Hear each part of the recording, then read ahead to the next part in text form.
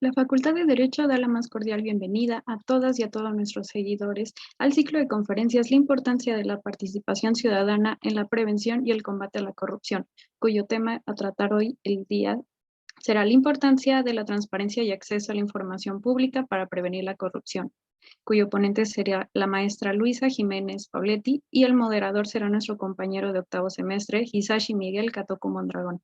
Adelante, por favor. Muy buenas tardes a todos y a todas a este ciclo de conferencias internacional, la importancia de la participación ciudadana en la prevención y combate a la corrupción. Tenemos el honor de compartir el aula con grandes personalidades, como lo son los directores de seminario, quienes nos honran con su presencia. Además, le agradecemos su participación a las y los profesores que nos acompañan el día de hoy. Destaco sobre todo la participación de nuestra ponente, la maestra María Luisa Jiménez Pauletti, de quien procederé a leer su semblanza curricular. Su formación académica consta de la licenciatura en Derecho por la Universidad Nacional Autónoma de México. Consiguió el grado de maestra en Derechos Humanos en el Instituto de Estudios Superiores en Derecho Penal. Asimismo, cuenta con 2 especialidades en protección de datos personales impartidas por la Agencia Española de Protección de Datos y la Agencia Española de Cooperación Internacional para el Desarrollo. Se desempeñó durante 7 años en el Instituto Nacional de Transparencia, Acceso a la Información y Protección de Datos Personales, en la elaboración y supervisión de resoluciones de recurso de revisión, recursos de inconformidad, así como en la atracción de recursos, tanto en materia de acceso a la información como en protección de datos personales en posesión de sujetos obligados, en la revisión de resoluciones de protección de derechos, de procedimientos de verificación e imposición de sanciones en materia de datos personales en posesión de particulares. Su trayectoria profesional le ha permitido emitir diversas opiniones sobre la Ley Federal de Transparencia y Acceso a la Información Pública, así como de la Ley General antes de su entrada en vigor. Además, ha sido capacitadora del INAI para los sujetos obligados en materia de información pública y protección de datos personales, lo que a su vez le ha permitido publicar diversos artículos para Antítesis Jurídica, La Silla Rota y Contra República. Actualmente se desempeña como asesora del secretario de la Contraloría General de la Ciudad de México, en donde ha sido presidenta del Comité de Transparencia y da seguimiento a los temas relacionados con dichas materias. El tema del día de hoy tratará acerca de la importancia de la transparencia y acceso a la información pública para prevenir la corrupción. En México han sido decretadas leyes, creadas instituciones y puestas en marcha complejas plataformas para garantizar el derecho en todos los niveles de gobierno. Ahora bien, cedo el uso de la palabra a la maestra María Luisa Pauletti para que nos platique un poco del tema. Gracias.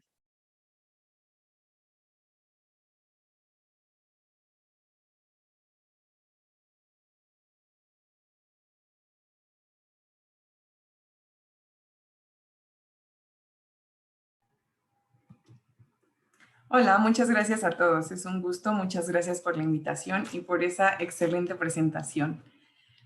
Ok, ¿por qué escogí este tema?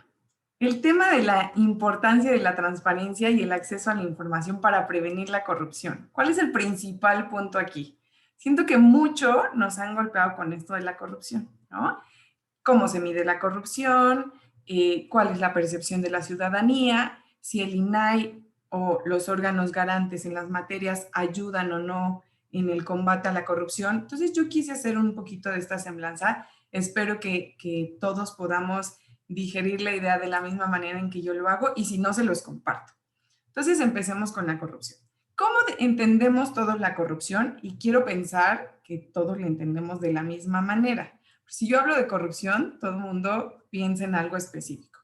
Pero esta vez pensemos que la corrupción es el abuso de la autoridad pública sobre un perjuicio por encima de un interés privado. En eso estaríamos todos de acuerdo. Quiero pensar que todos lo entendemos así. ¿Qué hace la corrupción? Obviamente la corrupción pues daña la credibilidad de las instituciones, ¿no? En eso estamos de acuerdo. Entonces, ¿cómo vamos percibiendo la corrupción? ¿O qué es lo que hacen los ciudadanos?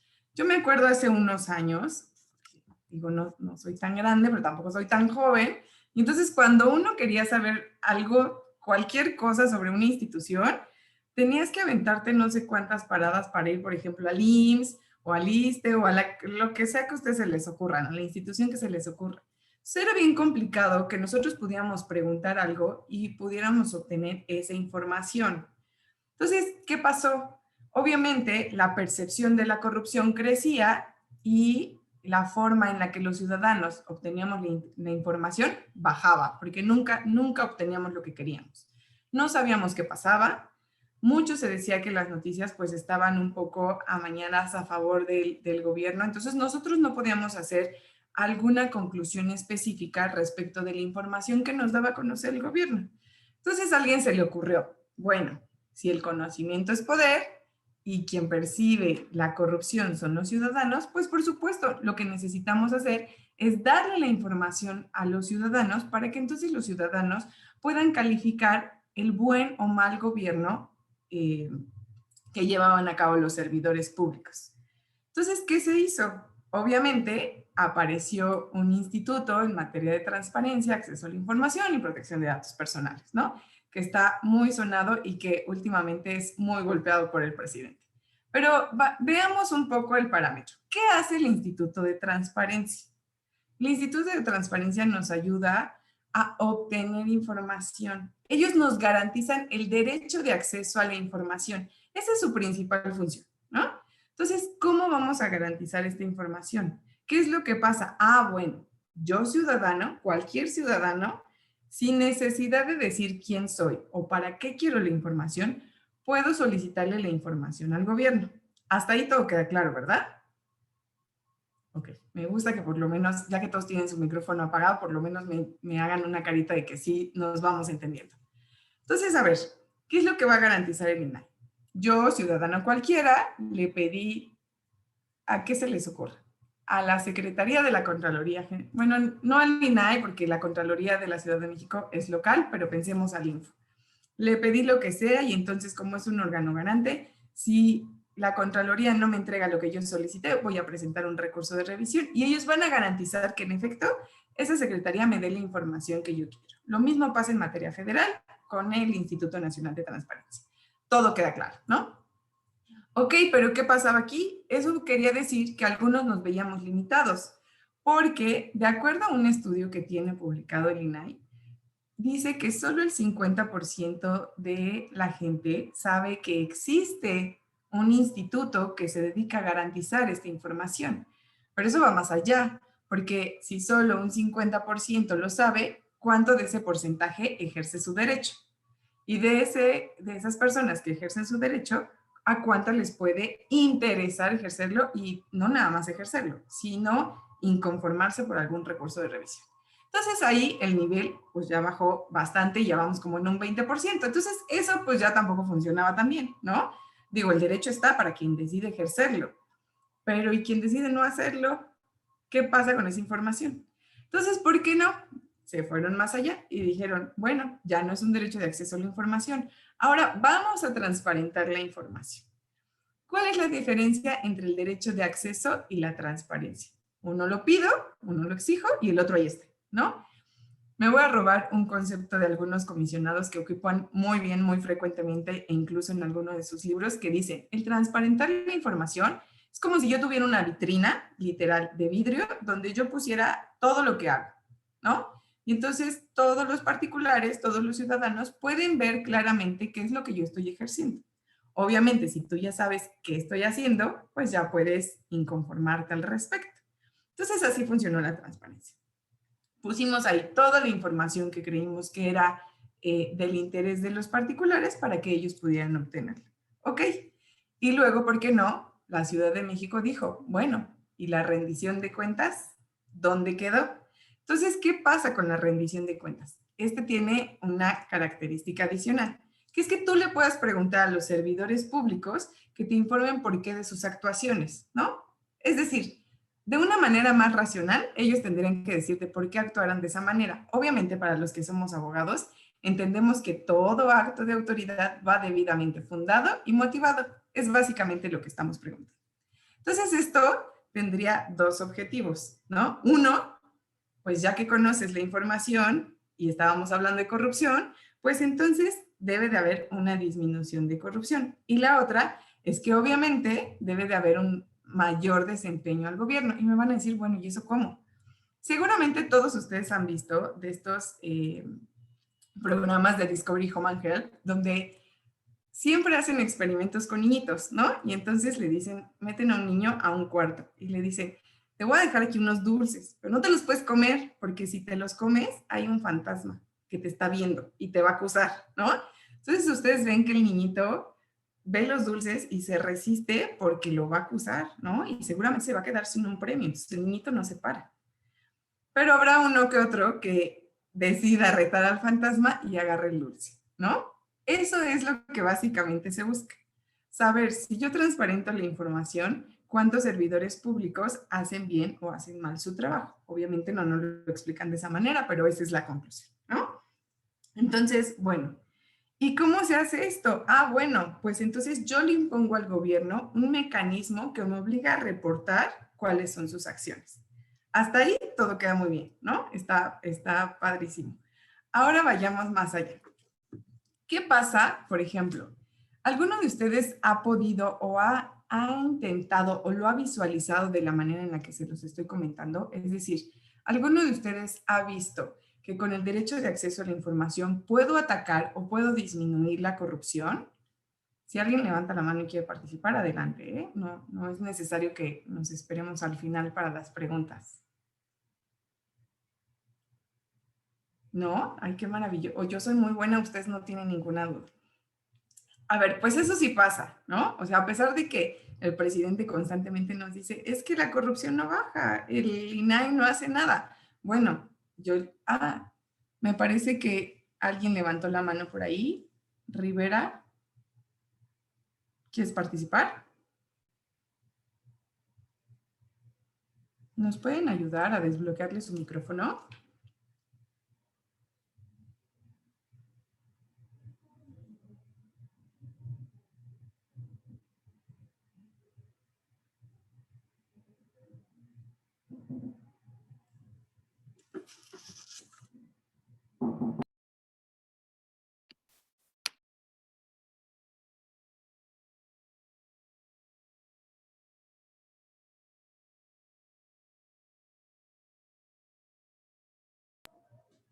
¿Sí se pudo? Listo, ya está desbloqueado. Ya está desbloqueado. Muy bien. Creo que un caso muy sonado fue el tema de la famosa Casa Blanca, ¿no? Que todos, fue primero una investigación de carácter periodístico y justo derivaba del ejercicio de acceso a la información pública. Entonces, si no mal recuerdo, ahí se hacía un análisis a partir de buscar alguna información, llegaron a encontrar datos de esta casa y de cómo era posible que, de acuerdo a los recursos económicos de ciertas personas, se pudiese construir una casa de esta naturaleza. Entonces, si no mal recuerdo, pidieron eso al Estado Mayor Presidencial o algo así, y fue cuando se desató ya después un análisis posterior de cómo había sido un escándalo de corrupción y tuvieron que salir a dar un sinnúmero de declaraciones para tratar de convencer a la ciudadanía de que esa construcción era legítima, ¿no? Exactamente, justo. ¿Alguien tiene algún otro caso? Súper bien, ¿eh? El caso le da el clavo. Es uno de los ejemplos más claros. ¿Alguien más quiere participar? Si se puede. Adelante, por favor. Gracias. Bueno, pues es muy claro también en el caso de la construcción del aeropuerto de Texcoco, cómo había estas alegaciones o estos supuestos en que había, una de las razones por las que la nueva administración decidió cancelar el proyecto fue porque aparentemente había actos de corrupción ejecutados por el gobierno anterior. Sin embargo, pues nunca salió a la luz alguno de esos supuestos actos, ¿no? Entonces, y sí de manera personal hice alguna solicitud similar, relacionada con esto, y pues sencillamente el instituto contestó, bueno, el INAI contestó que no tenían información al respecto, ¿no? Y también como esto va conectado con los reportes de la Auditoría Superior de la Federación y los cambios que hubo, bueno, las reacciones que hubo a muchos niveles, incluyendo la prensa, con los aparentes errores en las pérdidas, ¿no? En el dinero. Sí, en efecto. O sea, hay muchos casos, ¿no? Hay muchos casos que se pueden transparentar, que la realidad es que sale una noticia y cuando sale una noticia tú puedes ya más o menos visualizar por dónde va el tema y por supuesto pedir información. Acuérdense que uno de los puntos para que el INAI o las instituciones no nieguen la información es que haya un acto de corrupción, ¿no? Entonces, por supuesto, nosotros podemos pedir la información y aquí es donde se mide, ¿no? Entonces, fíjense, yo no sé si alguien quiere participar y adelante antes de que yo vuelva a tomar la palabra, pero si la tomo ya no la suelto. Entonces, ¿alguien? ¿No? Ok, sigo. Entonces, a ver, otro caso así súper bueno es el de la estafa maestra, ¿se acuerdan? Pues este caso de la estafa maestra no se llevó a cabo en unos meses. No. Este fue muy bien manejado. Y no sé si o sea, seguramente se acuerdan por el título, pero más o menos se acuerdan cómo fue el asunto.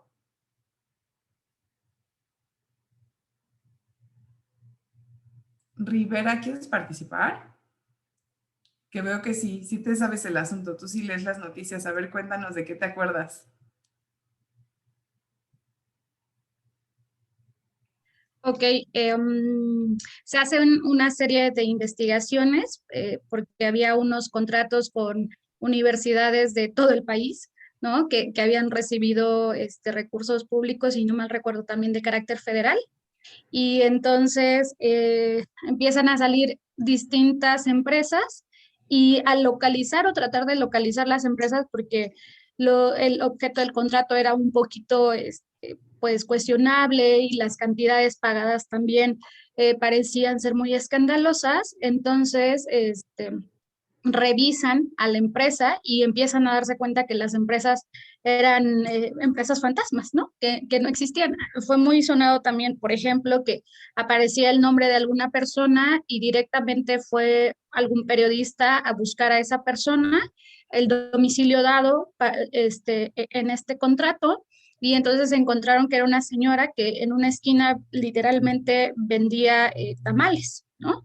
Y entonces a ella le decían, justamente, usted está enterada de que forma parte de un contrato, que firmó este contrato y que recibió tal cantidad de dinero, y la señora mencionaba que no tenía ni idea de que había formado parte de ese contrato y que únicamente a él, una persona había llegado a decirle: ¿serías tan gentil de firmarnos un documento? Nos hace falta una firma y entonces a cambio te podemos dar unos 10,000 pesos. Entonces, en relación a las necesidades de la señora, pues ella todavía pensando que estaba ayudando a alguien, pues hizo lo de la firma, ¿no? Entonces, también fue muy sonado porque justamente nos dimos cuenta o pudimos advertir cómo también se aprovechaban de la ignorancia de muchas personas, ¿no? Y ese es tan solo un ejemplo, pero hubo un sinnúmero de universidades, ¿no? Involucradas en esto, en donde a lo mejor no tenían la intención, porque además eran contratos de la universidad con alguna empresa o con alguien que estaba supuestamente coordinando un proyecto y a su vez esa persona había firmado otros contratos con terceros, ¿no? Entonces, es ahí también donde perdían la huella de qué es lo que estaba pasando, pero se desviaron cantidades de dinero pues millonarias, ¿no? Entonces ese fue como parte del escándalo de la estafa maestra. Y pues también un comentario que hacía algún especialista es que era la estafa maestra porque justamente derivaba todo el recurso de una secretaría en específico del gobierno federal, ¿no? Si no mal recuerdo, también era desarrollo social, una cuestión así. Y decían, esa estafa maestra porque además se fueron con entes en donde uno pensaría que no pasarían este tipo de cosas, como eran las instituciones educativas, y fue una burla también hacia las instituciones educativas, ¿no? Porque tampoco sabían que estaban involucradas en todo este tema. Oye, después de todo el breviario que nos diste, hasta siento que trabajaste con ellos. Todos los datos muy exactos. Obviamente, esta investigación, entre otras, las hace Animal Político y entonces está muy buena. Más allá de los datos que comenta la compañera, que todos son reales, por supuesto, y muy impactantes, resulta que para este asunto se desviaron 450 millones de dólares. ¿Y de dónde salió esto? Bueno, pues resulta que estos 450 millones eran presupuesto de varias secretarías, para ser exactos, de 10 dependencias. Entonces, de ahí salió el presupuesto, ¿no? Junto con otras 8 universidades. ¿Qué era lo que hacía? Justo lo que comentaba la compañera. Hacían contratos y convenios entre las instituciones públicas. Obviamente era un instituto federal, firmaba el convenio con las universidades, ¿no? Y luego las universidades subcontrataban el servicio que inicialmente habían firmado y lo subcontrataban empresas. Fueron 186 empresas involucradas. Imagínense, o sea, 186. ¿Y qué era lo que hacían las empresas? Pues adivinen, desaparecer el dinero. Justo como decía la compañera, había empresas que eran patito. ¿Cómo se hizo la investigación? Obviamente, Animal Político pues se puso a buscar la información que yo les decía que las instituciones transparentan. Entonces, buscaron, como ustedes saben, todas las instituciones tienen obligaciones de transparencia. Estas obligaciones de transparencia, ¿en qué se basan? La ley dice, tú, entidad, dependencia, lo que tú quieras, tienes recursos públicos. Entonces, tú vas a estar obligado, entre otras cosas, a decirme cuánto ganan tus servidores públicos, porque obviamente a veces, no digo que siempre, pero tenemos unos cuantos servidores públicos que han hecho enriquecimiento ilícito. Entonces, si tú ganas 3 pesos en el gobierno como servidor público, ¿cómo es que ahora tienes una casa de millones, no? Entonces, obviamente, las declaraciones patrimoniales, los contratos, etcétera, etcétera. Sobre todo, todo este lugar donde haya dinero. Entonces, lo que hicieron en esta investigación fue buscar primero, ellos redactan en la investigación que lo que hacen es buscar 8 portales de transparencia donde se supone que la información es real. ¿Por qué es real? Porque la publica la institución, ¿no? Entonces se entiende que si yo, institución, la genero y la publico, es tal cual como la tengo en mis archivos. Entonces, sí o sí, es real. Entonces, buscan esta información y empiezan a armar un rompecabezas. Después de esa información, obviamente, no estaba transparentado todo, porque quiero decirles que para que tú cumplas con tus obligaciones de transparencia, no es que firmes el contrato y al día siguiente el contrato ya aparezca en internet. Tú tienes otros 6 meses para subir la información. Esto quiere decir que tienen 6 meses para modificarlo, cambiarlo, hacerle, ponerle, quitarle, lo que a ustedes se les ocurra. Pero una vez que tú ya subes al portal tu obligación de transparencia, ¿qué creen? Que los órganos garantes tienen que revisar. Y una vez que revisan, si te faltó algo, pues te dan otro mesecito, ¿no? Para que lo puedas acomodar, o 2 meses. Y si estamos en pandemia, pues otros 6. Entonces, esto se va a recorrer.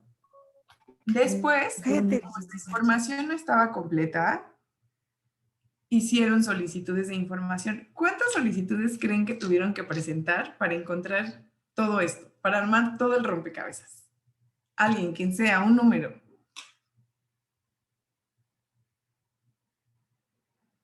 Alguien ya, la compañera Rivera ya participó muchas veces. Habemos 124 participantes. ¿Escuché que alguien habló? ¿No? ¿De plano nadie? Bueno, les voy a tener... 4 meses. ¿Cuántas, Ana? 4 meses. ¿Pero cuántas solicitudes?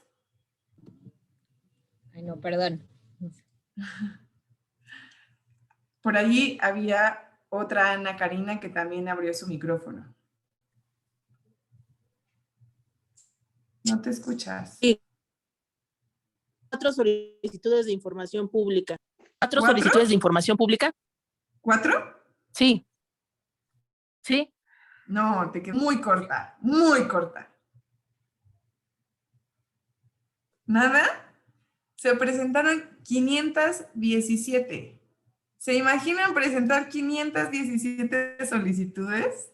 Es un mundo. O sea, digo, y si todas esas, a su vez, digo, no lo estoy afirmando, pero pensemos en que todo eso, si hubiera ido un recurso de revisión ante el INAI, no, bueno, hubiese salido un mundo de información, ¿me explico? Obviamente, muchas de estas sí daban la información, algunas otras no. Solo hubo 26 que se fueron, o sea, hubo muchas que se fueron a recurso, pero específicamente 26 que se revocaron. Esto es, 26 donde la autoridad no dio de primera instancia la información. Entonces, el INAI los obligó a que buscaran la información y la proporcionaran a mayor detalle. Pero es un mundo de información solo para un caso. Este caso llevaba muchísimos años armándose, ¿no? No se generó de un año, no fue de un momento a otro. Imagínense lo que decía la compañera. Si 186 estaban involucradas, ¿cuánto tiempo me tardé en conseguir a toda la gente que iba a tener que firmar como 186 empresas patito, ¿no? Entonces, ¿qué se descubrió derivado de todo esto? Por ejemplo, Cedesol firmó muchísimos convenios con universidades del Estado de México y de Morelos. Y obviamente ellos fueron los que tuvieron los contratos con una cantidad superior, ¿no? O sea, yo creo que una lana que nunca vamos a ver en toda nuestra vida. Claro, si no le entramos a la corrupción. ¿Qué se encontró? Bueno, obviamente entre estos contratos o estos convenios, que también lo que decía la compañera, no tenía nada que ver. A ver, si yo soy Cedesol y entonces busco un convenio con una universidad, ¿por qué estábamos firmando convenios para distribución de despensas, por ejemplo? ¿No? Ya ahí ya pierde como todo sentido. También había algunos de organizaciones de eventos y había unos que obviamente sí daban un ámbito académico. Por ejemplo, había uno de detección de analfabetismo, ¿no? Entonces, obviamente si eres una universidad y te venden un convenio diciendo vamos a hacer que reduzca la gente que no sabe escribir, leer a partir de tal edad, pues suena muy maravilloso y lo compras, ¿no? Lo firmas, pero la realidad es que eso no fue lo que pasó. Entonces, de estas 186 empresas que yo les comentaba, maravillosamente 128 no contaban con una infraestructura. Es decir, si ya habían contratado para el ejemplo que les ponía, para la detección de analfabetismo, bueno, pues era una empresa de 3 personas. ¿Cómo iban a lograr la meta? Nunca en la vida la iban a lograr, ¿no? Entonces, había otras, hubo 29 más que recibieron el dinero del contrato y ¿qué creen? Que nunca firmaron el contrato. Entonces, obviamente esa información salía derivado de las solicitudes de transparencia, lo cual ya se me hace muy interesante y a veces pienso cuando el presidente, y lo digo muy respetuosamente, cuando dice que no funciona el acceso a la información, yo quisiera saber cómo explicarlo, quisiera decirle cómo hacerle notar este tipo de cosas. Sí funciona, pero hay que buscarle, ¿no? No esperemos a que el instituto nos diga, mira, yo lo encontré, porque esa no es la función del instituto. Nosotros tenemos que preguntar, nosotros tenemos que investigar, y una vez que hagamos esto, entonces la información va a salir a la luz. A ver, otra, muchas de ellas no contaban con un registro ante la Secretaría de Economía. Bueno, se van a reír. Muchas de ellas no tenían ni un acta constitutiva. Imagínense. Y entonces, ahorita que les estoy platicando todo esto, si algunos de ustedes siguieron también la transmisión de ayer de la senadora Xóchitl, seguramente se impactaron muchísimo cuando contó lo del puente, ¿no? ¿Cómo es que me dicen que ya se pagó el puente, que se supone que entregaron el puente, que me dieron los papeles de que ya estaba el puente, y cuando fui a ver el puente no existía? Bueno, hagan de cuenta lo mismo, ¿no? Es una cosa que a mí se me hace maravillosa. Y antes de entrar a esta sesión, donde están todos ustedes, yo platicaba con los alumnos que organizaron esto, y algunos de ellos decían, es que es maravilloso cómo existe hoy más corrupción que a lo mejor hace algunos años, ¿no? Quizá no es que haya más corrupción, quizá es que hoy por hoy puedo visualizar que hay corrupción y antes no lo podía visualizar, porque hoy tengo medios, hoy puedo salir y grabar con mi teléfono si un policía hace, no hace, ya saben que en todos hay lady no sé qué, y entonces tú puedes saber perfecto qué es lo que está haciendo cada servidor público, que a veces, se los digo muy sinceramente, pobres servidores públicos, porque a veces nos quieren decir, bueno, como tu salario sale de mis impuestos, dime todo lo que haces. Tampoco funciona así, ¿no? Lo que sí es cierto es que sí estamos obligados a transparentar todo nuestro actuar. Todo lo que sea que yo genere como servidora pública, ustedes están obligados a saberlo. Y esto es muy importante. Y me parece que debemos tenerlo claros todos aquellos que seamos servidores públicos o en el caso de los alumnos que nos acompañan hoy, si llegan a ser servidores públicos, que tengan bien claro, la información no nos pertenece, ¿no? Nosotros damos un servicio, la información se queda de la institución y es para conocimiento de los particulares. ¿Por qué les digo esto? Fíjense, yo hace muchos años, no es cierto, hace algunos años, trabajé en el Instituto Nacional de Transparencia. Y entonces, cuando nos solicitaban información y teníamos que hacer audiencias, pues obviamente llamábamos a las personas que se hacían cargo de resguardar la información. Y no me van a creer con el tipo de cosas que nos encontrábamos. Pero mucha gente nos llegaba a decir, servidores públicos, yo no puedo darte la información porque a mí me pagaron para generarla y entonces es mía. O sea, imagínense que me digan, no te la puedo dar. No te puedo dar, no te puedo decir qué hice. Oye, pero no es un secreto. Yo sé que hay un manual donde dice que tú generas, o sea, tienes tales funciones y por lo tanto generas tales documentos. Y me decían, sí, pero los generé yo. O sea, sí. Y entonces otra vez ahí ibas a explicarle todo el rollo de cómo funcionaba. De que tenían que darme a mí la información y que yo tenía que ver si la información en efecto era clasificada o no y se podía dar al particular. Entonces siempre me decían, pero es que la va a conocer el particular. Sí, sí, justo para eso sirve este derecho, para que la conozca. No, pero ¿y qué va a hacer con ella? No me está diciendo qué va a hacer con ella. No me está comprobando para qué la quiere. Entonces, a ver, insisto, no necesitamos comprobar para qué la queremos. A lo mejor ustedes quieren venderla y se vale, ¿eh? La ley no dice que no la puedas vender. A lo mejor algunos de ustedes dirán, ay, quizá no es tan ético. Bueno, pues si tú la quieres vender y la puedes vender, pues está padre, ¿no? Lo que tú hagas con ella, la difundas, hagas artículos, decidas iniciar una investigación de combate a la corrupción, decidas publicarla en periódicos, decidas vendérsela a un periódico, decidas hacer un artículo, tu tesis, lo que tú quieras, esa información es tuya, te pertenece. Tú sí pagas a los servidores públicos para que actúen a tu favor y tú estás obligado a saber qué están haciendo a tu favor. Entonces sí, tú puedes ocupar esa información. Entonces, bueno, ya me desvié un poco del tema de la estafa maestra, pero lo que quiero decirles es que esta investigación que hizo, pues obviamente permitió identificar malas prácticas, ¿no? Malas prácticas en el servicio, que obviamente se empezaron, ustedes saben, investigaciones a los servidores públicos. Sirvió, 2, para rastrear recursos públicos que estaban extraviados. Claro, no pudimos regresar todo, pero por lo menos sabemos dónde fue a parar ese recurso. 3, se descubrió parte de la red de la corrupción.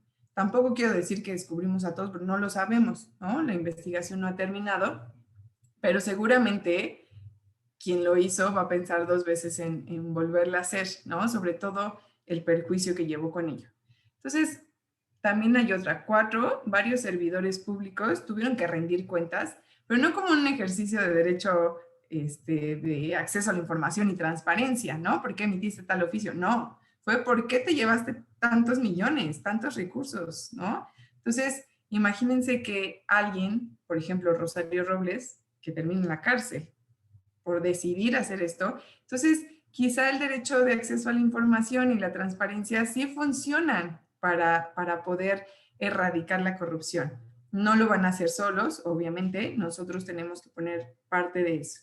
Entonces, lo que quiero decirles es, como bien se llama esta conferencia, es la importancia de la participación ciudadana. Entonces, la conclusión es, sí, si los ciudadanos no participamos, la corrupción no se va a erradicar sola. Nosotros tenemos que actuar, nosotros tenemos que buscar, nosotros tenemos que ver qué es lo que no está funcionando. Queremos una sociedad democrática, te están dando las armas para que la tengas, pero si tú no las ocupas, entonces eso no va a funcionar. Entonces, piensen en esto. De todos los actos de corrupción, pensemos en el 100% de los actos de corrupción, solo 77 son denunciados. Y de esos 77, adivinen cuántos son castigados. Un número, el que sea. Solo uno. 7%. Uno es investigado. Sí, Anita. Es muy bajo. Entonces, pensemos como ciudadanos. Decimos hoy, ay, es que hay mucha corrupción. Bueno, pero ¿eres parte de la sociedad? Sí. Ok. ¿Y has hecho algo? No. Ah, bueno. Entonces, también es un poquito tu culpa. Es como cuando estás en tu casa y esperas que tu mamá haga todo. Lo mismo pasa en el gobierno, ¿no? El presidente no va a ir y lo va a hacer todo. Oye, es que quiero comer. Hay comida, ve al refri. Pues sí, pero está la carne cruda. Hija mía, pues ve, prende la estufa, caliéntala, hazte una ensaladita, y si ya tienes mucha hambre, pues de paso la sopa. Si ustedes no hacen eso, pues no va a pasar nada. Ay, es que me hizo, es como cuando estás con el maestro, me hizo, me pegó, me tornó. Ok, está padre. ¿Tú qué hiciste?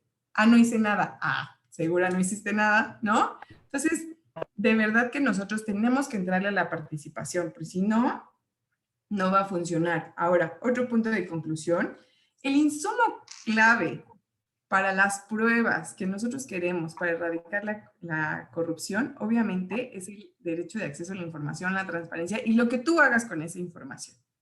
Insisto, si ustedes obtienen información y no hacen nada, pues no va a pasar nada. Si ustedes están inscritos en la Facultad de Derecho y no van a clases, pues no esperen sacar 10. Si tienen el libro y no lo leen, pues no van a adquirir el conocimiento, ¿no? Es como algo bien lógico. Pero los escucho, abro el debate, quisiera saber ustedes qué opinan, si los convencí, si no los convencí, si seguimos pensando que el INAI es un elefante blanco, como dice el presidente, si creen que sí funciona el derecho de acceso a la información para combatir la corrupción. Y ojo, no quiero decir que solo funciona para eso, ¿eh? Funciona para muchas otras cosas el derecho de acceso a la información. Yo he sabido casos de gente que pide información para poner negocios, para hacer aplicaciones, para lo que ustedes quieran. No me quiero estancar a que solo funciona ahí, pero en este caso, por este tema, lo voy a dejar ahí y me gustaría escucharlos.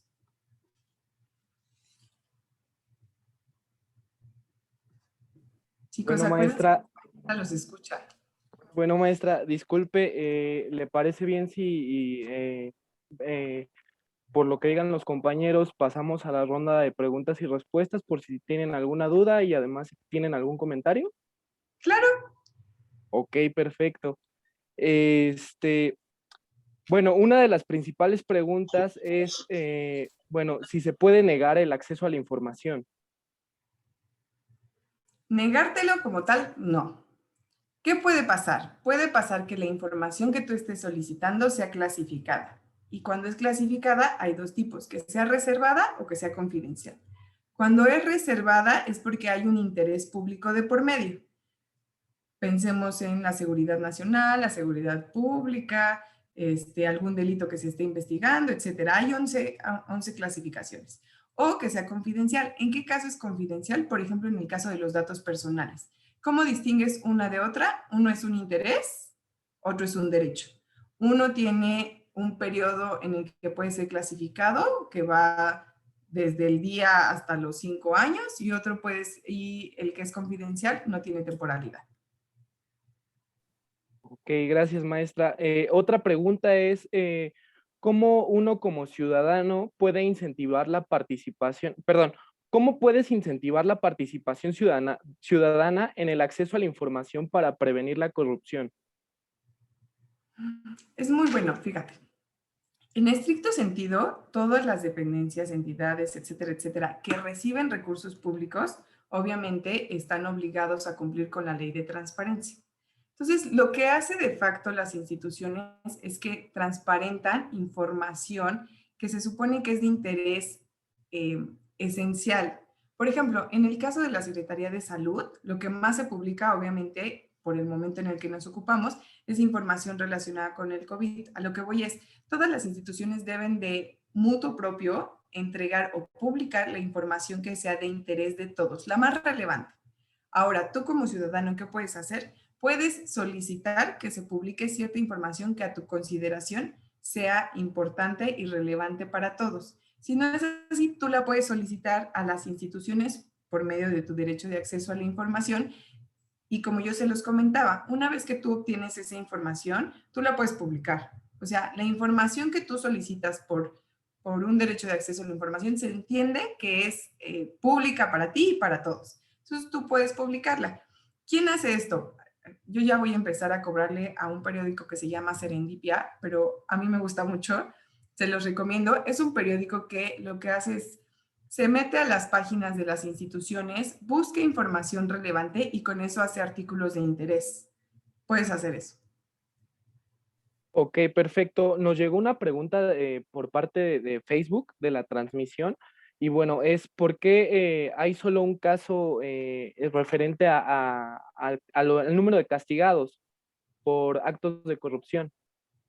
¿Por qué solo hay un caso? Pues porque yo les voy a contar, es muy triste, pero obviamente cuando ustedes denuncian, como en todos los procedimientos, tienes que cumplir diversos elementos, ¿no? En algunos obviamente tienes que poner tu nombre, tu identificación, tu domicilio, obviamente para que te notifiquen, tus actos reclamados, tus pruebas, tus, etcétera, etcétera, ¿no? Todos, si la mayoría de nosotros somos abogados, entenderemos eso.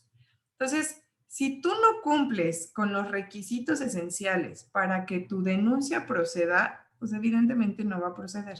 Entonces, imagínate que de 100, el ejemplo que yo decía hace rato, de 100 denuncias, más bien de 100 actos de corrupción, solo 77 se denuncian, ¿no? Eso quiere decir que los otros 23 se fueron con su enojo, pues sí, me hicieron algo que no me pareció, sé que es un acto de corrupción, el servidor público no hizo lo correcto, pero me voy enojado a mi casa y basta, ¿no? Los demás sí deciden hacerlo, el otro 77%.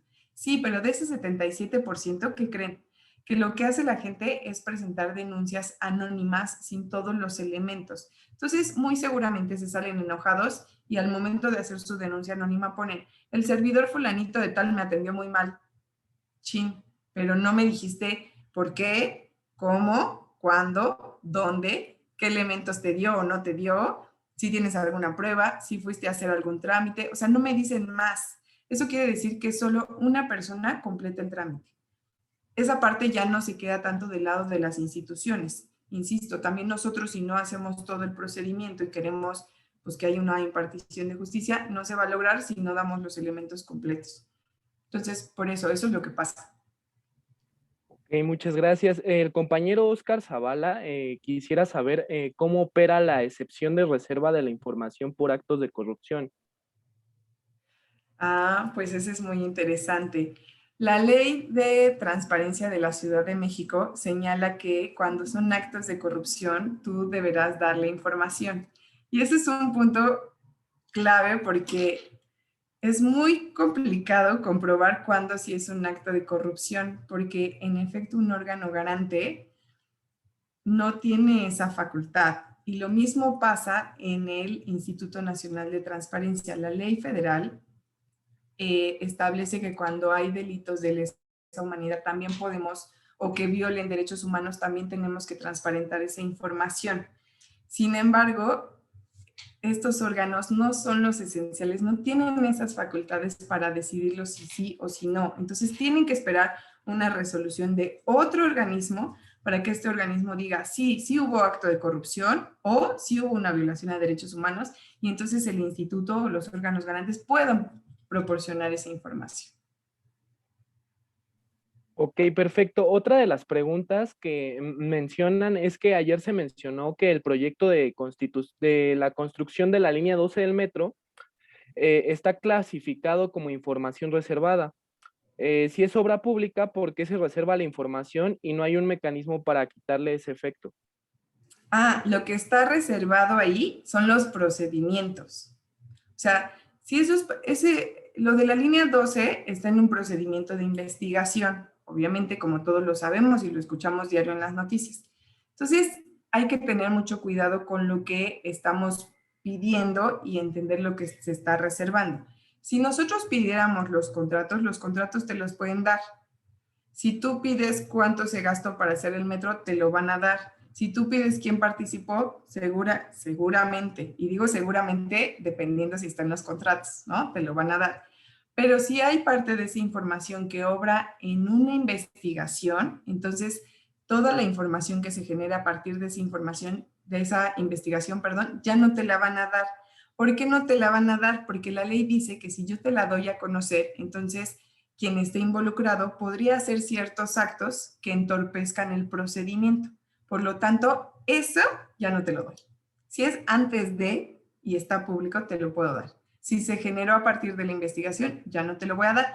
¿En qué momento te lo voy a dar? Cuando se acabe la investigación. ¿Y cuánto tiempo se va a tardar la investigación? Pues Dios sabe, ¿no? Porque acuérdate que sale la investigación y quien esté involucrado, pues seguramente va a irse a un recurso, pero nadie quiere estar acusado. Entonces va a irse a un medio de impugnación y quizás hasta alegatos, perdón, al amparo. Entonces, pues obviamente esa información va a tardar muchísimo tiempo en que se pueda publicar. A menos que obviamente, porque es un interés público, sea más rápido y entonces se dé a conocer porque es del interés público de la ciudadanía. Esto ya ha pasado antes. Por ejemplo, pasó en el caso de Ayotzinapa, ¿no? Donde se considera que son casos relevantes que la ciudadanía tiene que conocer. Entonces, se dan a conocer, previo análisis y ponderación de los institutos garantes. Ok, aquí nos llegó una pregunta bastante interesante y es, ¿con qué acciones o propuestas podríamos legitimar o incentivar a la ciudadanía y así eliminar esta falta de confianza? Fíjate, yo creo que la transparencia en sí, no el acceso a la información, creo que la transparencia en sí, justo lo que busca es que la ciudadanía tenga confianza en sus instituciones. Esa es la razón, la principal razón por la que las instituciones publican la información, ¿no? Para que tú sepas qué es lo que estoy haciendo. Es un poquito difícil que tú me digas, bueno, pero si eso ya se hace, ¿qué más hacemos? Pues más bien creo que ahora el mecanismo va del otro lado, que el ciudadano esté molestando a las instituciones para que entonces las instituciones den más información y más allá de lo que nos interesa conocer. Hay por ahí, seguramente ustedes lo han visto, personas que incluso han hecho investigaciones con este tipo de información que generan las instituciones y lo publican. Incluso hay por ahí una persona que saca un video respecto de la línea 12 del metro y el caso de la Casa Blanca, el caso de Brecht, etcétera, etcétera. O sea, más bien lo que falta es que los ciudadanos nos podamos meter un poquito más en el quehacer de las instituciones para poder transparentar esta información. Obviamente, si todos los ciudadanos hiciéramos lo mismo, literal, si hiciéramos lo que nos corresponde, entonces habría menos instituciones o habría menos servidores públicos tratando de buscarle la laguna, como decimos los abogados, la laguna a este fallo, ¿no?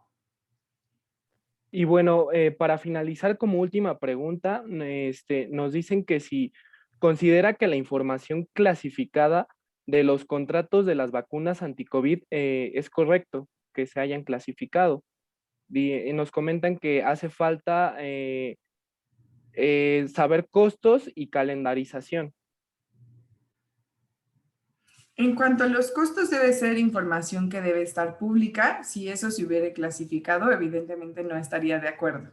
Yo no creo que haya sido así. Ahora, la otra es que habrá que ver cuáles son las razones y qué es exactamente lo que nos están clasificando.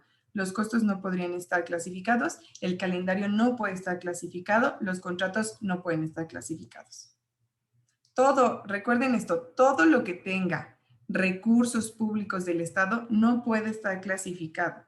Incluso si una persona, un tercero, es contratado para realizar un servicio en una institución, su contrato no puede ser clasificado y el nombre de esa persona tampoco, porque recibe recursos públicos.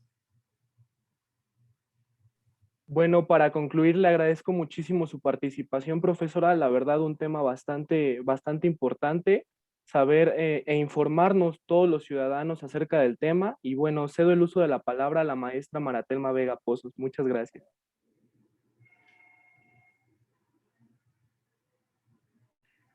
Ay, veo que aquí hicieron ya otra pregunta. Dice, cuando un sujeto obligado clasifica como reservada información de acceso público, ¿el organismo garante puede desclasificarla? Sí, sí puede desclasificarla. Justo el organismo garante a eso se dedica. La puedes clasificar porque ya pasó el periodo para el que lo clasificaste, porque no cumpla con las razones por las que la clasificaste, o porque esas razones por las que la clasificaste ya no existen. Y sí, el organismo garante lo puede hacer. Listo, ahora sí no sé si alguien más tiene otra pregunta y si no, adelante. Maestra Luisa, gracias. Muchas gracias por tu intervención, muchas gracias, Miguel. La verdad es que, maestra, nos has dado una extraordinaria explicación sobre lo que es la participación ciudadana, la importancia de la participación ciudadana en este combate a la corrupción, y además has logrado hacer participar a nuestro foro, tanto en redes sociales como aquí en la mesa en vivo. Quiero agradecerte esto, pero primero también quiero agradecer la presencia de nuestra secretaria académica, la doctora Sonia Venegas, así como de nuestro maestro, el doctor Garay, Víctor Garay, el de otros profesores. Y solamente ya para cerrar nuestra participación, pues bueno, hacer la mención que el moderador que en esta ocasión nos acompañó, pues es compañero de la licenciatura, está en 8º semestre, y pues se hizo una convocatoria para que hubiese varios alumnos que quisieran participar como moderadores, y él fue uno de los que se animó a participar. Quiero felicitar a Miguel porque lo ha hecho de forma extraordinaria, de verdad. Le has dado toda la confianza, maestra María Luisa, para que lo pudiera llevar a cabo con total éxito. Y quiero agradecer a todos nuestros asistentes el día de hoy, y también invitarlos a nuestra sesión del día de mañana, miércoles, que es nuestra tercera sesión, en donde hasta parece que nuestros ponentes se han puesto de acuerdo, porque el día de ayer, pues la senadora hizo una antesala, un poquito del tema de la conversación de hoy de María Luisa respecto a la transparencia. Yo y María Luisa hizo una extraordinaria antesala para nuestra ponencia de mañana, que es la importancia de los ciudadanos en este tema de los comités de participación ciudadana, en donde nos va a acompañar el maestro Jorge Alberto Vázquez Segura, que él es comisionado del Comité de Participación Ciudadana de la Ciudad de México. Y pues sin mayor preámbulo, si no tenemos ningún otro comentario, solamente me queda más que agradecerles y despedirles y desearles que tengan una excelente tarde, y nos vemos mañana en punto de las 5 de la tarde si no hay ningún inconveniente. Que estén muy bien. Muchas gracias a todos.